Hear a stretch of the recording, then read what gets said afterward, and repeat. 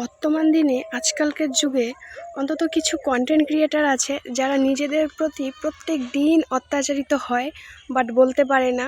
তারা এইভাবে বুঝিয়ে দেয় যে কি আর বলবো মেয়েদেরকে নিয়ে। মেয়ে বউরা যারা আজকালকার দিনে স্বামীরা স্ত্রীকে প্রচুর অত্যাচার করে, কোথাও যেতে দেয় না, কোথাও ঘুরতে দেয় না, কোথাও বেরোতে নিয়ে যায় না, কোথাও কিছু খাওয়ায় না। তারপর বলবে যে আবার এটা ভেবো না যে আমার বর আমাকে টর্চার করে, অত্যাচার করে। না, আমার বর যথেষ্ট ভালো, সত্যি খুব ভালো, আমি খুব লাকি যে তার মতো একজন হাজব্যান্ড পেয়েছি।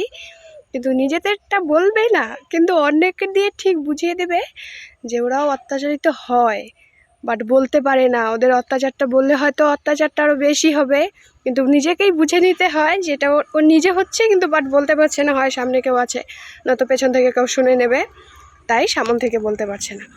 প্রত্যেকটা মেয়েদের জীবনেই অত্যাচার থাকে, বাট কেউ বলতে পারে না, কেউ বলে ফেলে, কেউ বলতে পারে না। এটাই হচ্ছে মেয়েদের সমস্যা। হ্যাঁ।